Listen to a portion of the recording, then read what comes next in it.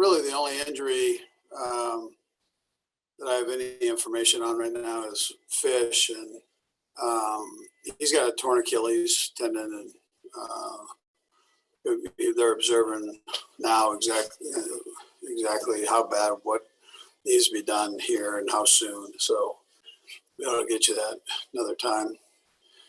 Good team win though for our football team.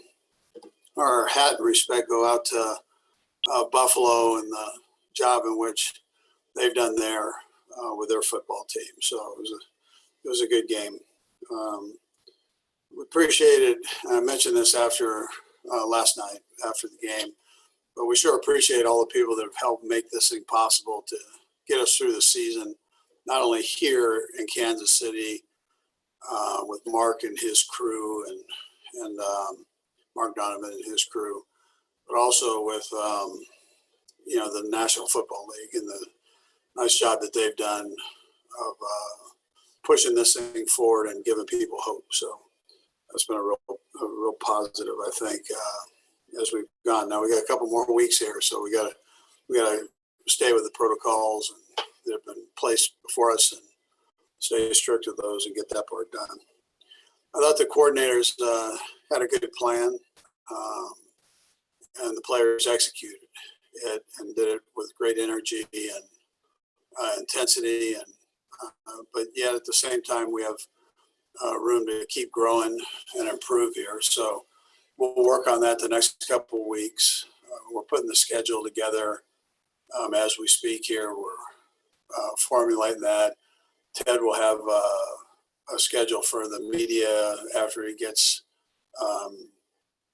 the information from the league on what can be done and when it can be done. And some of our practice schedules work around that. Likewise, that second week. So we'll be able to give you a little bit more finalized picture here later. My hat goes out to Brett Veach. I mean, we've had these injuries along the way here, and I just look at the job that he's done on bringing players in here that can play and that can step in when somebody gets hurt and we're not losing, a beat there. So, and his guys bust their tail. They kind of get, at this time of the year, they kind of get pushed aside, I think, in people's minds and forgotten. But without his hard work and his guys' hard work, obviously none of this is possible. So, and then, like I mentioned, we look for that challenge of playing the Buccaneers. They're a good football team and unique situation that they're playing at home. I mean, that's never happened.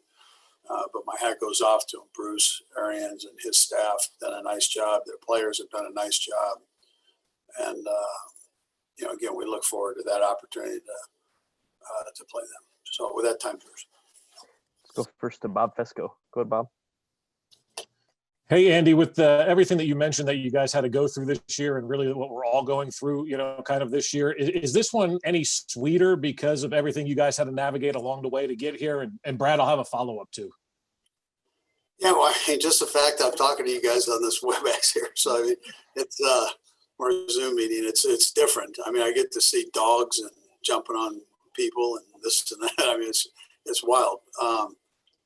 So it's definitely unique. I just hope that we've been able to bring hope to people and some relief for those that have suffered from this thing. So and that we're able to go forward. We're doing that. We're progressing and it is unique. I guess it's sweeter to this point. It's more unique, I think, than sweeter. It's the fact that we've gotten to this point is a neat deal, I think. Andy, how optimistic are you maybe you can get Mitchell Schwartz back for this game? Yeah, I can't even tell you that. I don't know how optimistic I am with that. But I know the other guys are doing a nice job, and we should be okay there with the guys that we have. Will step in, and then if Mitch can. If he can work it out where he can go, that's great. But there's nobody that wants to be there more than him. But I can't tell you I'm that optimistic about it. Let's go next to Aaron Ladd. Go ahead, Aaron. Coach, this Buccaneers team is one that's gotten hot down the stretch. Franchise record, 7-game winning streak. What have you seen from them on tape? I know it hasn't been long that you have an opportunity to look at it, but what have you seen over that stretch? And Brad, I'll have a quick follow-up. Yeah, so we've dug in on them this morning and try to get a jump on that. We understand that it's a little bit chaotic when you, with all the media obligations and the things that go on during these next couple of weeks. So we're trying to get a jump on the best we can before complete chaos hits. So, and what you see is a team that's not making many mistakes, that is got a high level of execution going on offensively and defensively. Variety of looks on both sides of the ball, solid on special teams. And you can see where Tom's leadership on the offensive side is showing. He's playing at an extremely high level, and for somebody his age, it's unbelievable. I mean, it's unbelievable for a 25-year-old to be doing what he's doing, let alone a 43-year-old, or So, and then defensively, they're fast and they're always on the attack. Not a lot of guys that do it as well as Todd Bowles does it, and got a large package there of goodness that he throws at you. And so you got to be on your toes when you're playing against his team or his defense. And then we always hear about Super Bowl week being this beast, but it feels like this year you all have more control over the schedule than before. Is that an advantage, disadvantage? How are you guys handling that? Yeah, well, it's the first week similar to what you had last year. The one thing that you're minus is that long travel day, media day, that thing. You've still got it, but it's right here at home. So where you might lose a day, you don't necessarily lose a day on this. But other than that, you're still going to have obligations, a tremendous amount of obligations to the media, and you got to work your schedule around that so that it fits. And so that second week it's a little bit of a challenge, yeah. Let's go next to Matt McMullen. Go ahead, Matt. Hey, Coach, I want to ask you about last night really quickly. Not many guys can turn a 9-yard slant into a 71-yard gain like Tyreek did. Just curious, when you turn the tape on, what impressed you most about Tyreek's effort on that play? Yeah, well, he probably went, when they say as a crow flies, and that he took a different direction. So he went sideways, and it was probably double of what the crow would fly if it went straight ahead, right? So but he did what he needed to do. The best part of that was that early part when he split the two defenders, or three defenders really, and then headed for that left side of the field. And there are not a lot of guys that can do what he did on that. And then he came over and he apologized for not scoring, that he's gotten slow in his older age. And I'm going, yeah, okay. So, but he's a unique guy that loves to play the game. I love that about him. Let's go next to Herbie Teope. Go ahead, Herbie. Hey, Coach. Good afternoon. Specific to Andrew Wylie, I think yesterday was the second time this season that he's had to kick out to right tackle for a game. What is it about his versatility you like? And heading into the Super Bowl preparation week, is he probably your long-term answer at right tackle, barring a Mitchell Schwartz return? Yeah, well, he went to right tackle, and Remmers went to left tackle. I mean, they just kind of flipped, and it was pretty seamless move there for him. But they practice that during the week. Andy Heck does a great job of maneuvering people around and giving them opportunities to play all the different positions. So, and we've got, this is where Brett comes in. I mean, his thought of bringing Wiz here, and Wiz is able to step in and guard, and he's experienced. And he's done that at all these different positions where, I don't know, he doesn't miss a beat. he's always a step ahead and making sure that he covers the bases. That's much appreciated by the coaches, and I know the players have a ton of respect for him too. Go next to Adam Teicher. Go ahead, Adam.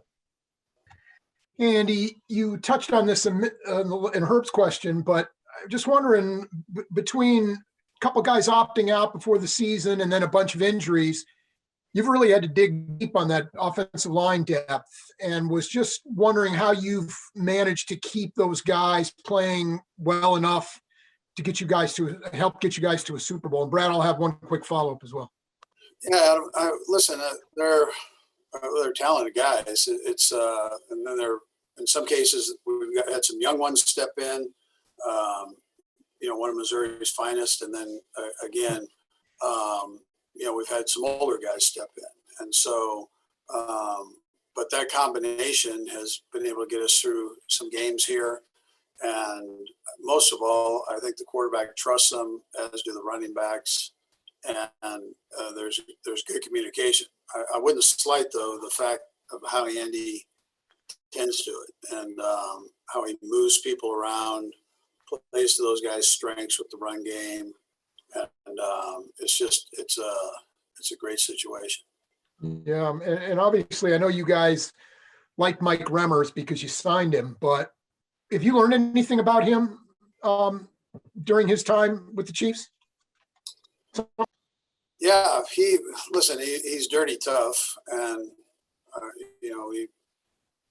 I joke he's like a throwback. He is Redbeard, right? He's it, man. He breaks out the sword and he's ready to go. So I appreciate him and his toughness, and he's a smart kid. He's really fitted in well with the whole program here. Go next to Vahe Gregorian. Go ahead, Vahe. Hey, Andy. Brad, I'll have a quick follow after this, too. Andy, you've talked about it in bits and pieces, but I wonder, when you think about the couple, 3-4 things that enabled you just to get back to this point, what comes to mind? Yeah, well, I just think the ability that I'm going to come back to Brett here real quick on this, but for him to be able to sign back the players that he signed back, to keep the team as whole as he possibly could. Easier said than done there, but I think that continuity between the players and the coaches has been a positive up to this point. So, and we all kind of know what needs to be done to get here, and everybody just did it. And then I think, listen, the fact that guys did their best to try to stay healthy, there had to be a certain dedication of that, so we didn't have a whole position miss a game or that. So, I mean, things were going to happen. We knew that. It was just a matter of staying as disciplined as you possibly could, but still having your family and wife, significant other that has a life to live through. So then you kind of work through that. So, but these guys, I thought, did a nice job with that. Of not, if they were infected, it didn't spread over to the remaining part of the team. And then just the follow-up is, in your experience, how rare a gesture was that when Tom Brady came over to see Patrick in the locker room? Is it unprecedented or pretty rare? Well, yeah, I'd say it was unique. I mean, he didn't need to do that. He is arguably the best quarterback ever to play the game, and he surely didn't have to come over and say a word, but he did that. And I think for a young quarterback to have somebody of his stature do that, I think was a tremendous gesture. And it was heartfelt. I mean, he didn't have to do it, and he wasn't putting on a show. There's nobody there, to really see it. So it was just he and his respect for Pat, and then in return, Pat's respect for him. Got 3 more. We'll go right down the line, starting with Sarin. Go ahead, Sarin. And Brad, I'll have a follow-up as well. Coach, first of all, were you surprised, did it maybe take you I guess just surprised in the second half that Buffalo went for field goals. Were you maybe a little more ready for them to be trying for it on fourth down with the defense? Yeah, Sarin, I didn't think much of that. They've always been aggressive. They, to a point. I mean, within reason. I think they felt that was the right thing to do at the time. And towards the end of the game, they got one onside kick. I'm sure he felt like we've got another one in the back. That kid actually he does a nice job with those. So he came out with points and put it in a position where a score or two, they could, take the lead. And I know, Coach, you're not at the end, right? You've got one more game to play, 2 more weeks, but you've talked all year about having a target on your back as the champion. And, for all of us covering this team, this is our first time covering a championship team as well, right? So it was new for us. Do you, as you've gotten here, can you look at it and say it is more of a fatiguing year? You guys have clearly been up to the challenge because here you are back in the game, but yeah, it really does wear you down more having that bullseye and being the defending champion. Yeah, I think it's the fact that the thing I can see that is a positive was the record that we persevered through some tough games, and so the mental toughness to do that individually each week was important, knowing that you're going to get people's best shot, and so there's the respect for it. I didn't feel as much fatigue to it as just you can allow yourself to fall the other way and to start questioning and that. And the guys never did that. They didn't question each other. They didn't question the coaches. They stayed focused and delivered.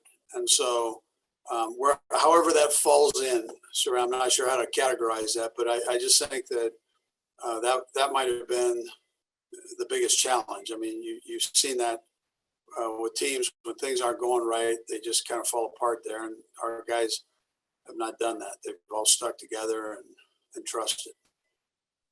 We'll go last to Matt Derrick. Go ahead, Matt.